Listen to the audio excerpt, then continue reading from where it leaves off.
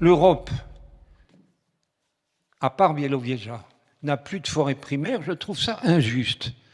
Parce que les États-Unis, le Canada, la Russie, la Chine, non pas la Chine, non, le Japon, la Corée, et puis dans l'autre hémisphère, l'Australie, la Tasmanie, la Nouvelle-Zélande, l'Argentine, le Chili, etc., tous ces pays-là qui ont des latitudes un peu comparables à la nôtre, ont gardé des forêts primaires et ils s'en trouvent très très bien et ils les gardent soigneusement. C'est dommage qu'on n'ait plus ça. Moi, ça me paraît injuste. J'ai passé l'essentiel de ma vie professionnelle dans les forêts primaires tropicales et donc j'ai pris l'habitude de travailler dans ces endroits-là.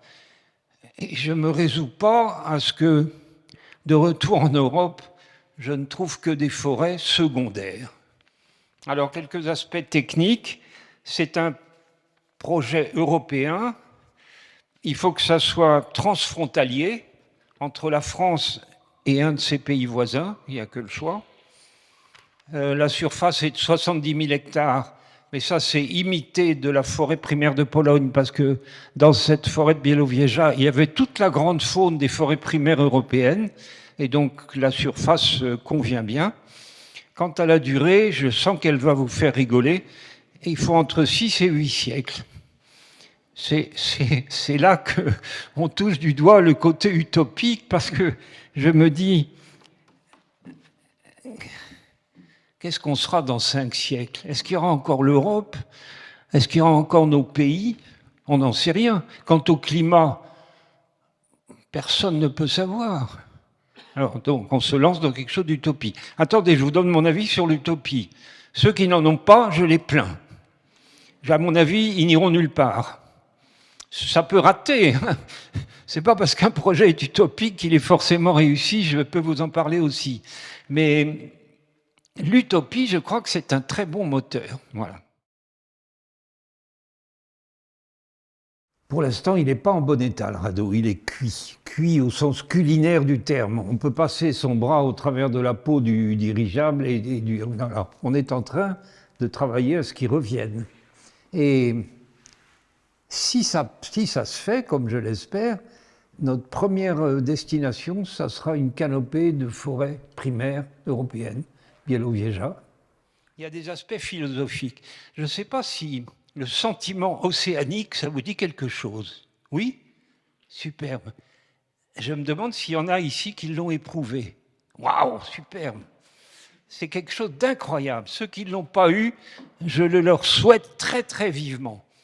Vous êtes seul, en forêt, et c'est calme, c'est une fin d'après-midi calme, il n'y a rien à...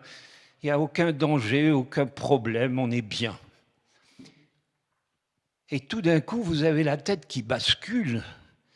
C'est très difficile à décrire. La forêt se rapproche de vous, elle devient magnifique, elle prend une espèce de brillance incroyable.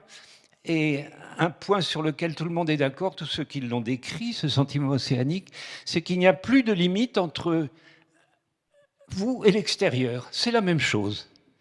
Ah, mais je vois que vous... Bravo. Et alors, j'ajoute que ça fait un plaisir inouï. Vous êtes toujours d'accord? Et 50 ans après, moi, j'ai rien oublié. Le sentiment océanique, il tombe sur vous à un moment où vous ne l'attendez pas. Et donc, on ne peut pas contrôler ça. Les Indiens, paraît-il, ont des techniques pour contrôler ça, mais je ne l'ai pas expérimenté, je ne suis pas sûr que ça soit vrai. Je le souhaite à tous mes contemporains, c'est quelque chose d'inoubliable. Je ne sais pas pourquoi on nous ennuie tout. Quand je dis ennui, c'est pour être poli, hein. Avec la vitesse. Dès qu'il y a une petite amélioration technique, on gagne une fraction de seconde, on nous présente ça comme une victoire. Que ce soit les télécommunications, que ce soit même les transports, ou l'informatique, ou n'importe quoi d'autre. Tout petit gain de temps est présenté comme une victoire. Mais pourquoi? Ça sert à quoi? On ne nous dit pas ce qu'on doit faire avec le temps qu'on est censé gagner avec ça. En fait, On sait qu'avec ces progrès techniques, on devrait gagner du temps et on en perd beaucoup. Moi, je fais partie des gens qui pensent qu'il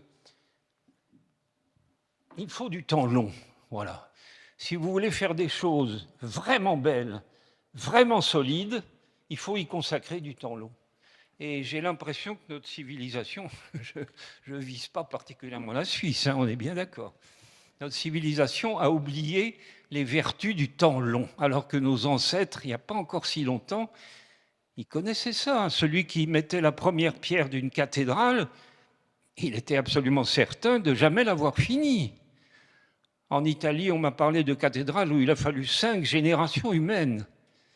Bon, la belle affaire, c'est l'essentiel, c'est que la cathédrale soit là et qu'elle soit remarquablement homogène. Nos contemporains, en général, ils ne regardent pas les armes, ça n'existe pas pour eux. Ils passent à côté, mais c'est tout. Ils ne se posent même pas la moindre question à leur sujet. Alors, je compte beaucoup sur la génération d'après, les jeunes, pour faire beaucoup mieux. Et ça, je crois qu'on peut être optimiste, parce que je vois bien, d'après mes petits-enfants et ceux qui les entourent, qu'il y a un vrai intérêt envers l'arme. Alors oui, je pense que ça va mieux se passer. Le message, intéressez-vous aux forêts, voilà.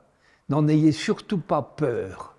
C'est un endroit parfaitement calme et reposant, même les forêts tropicales. N'hésitez pas à aller voir les forêts tropicales, voilà mon message.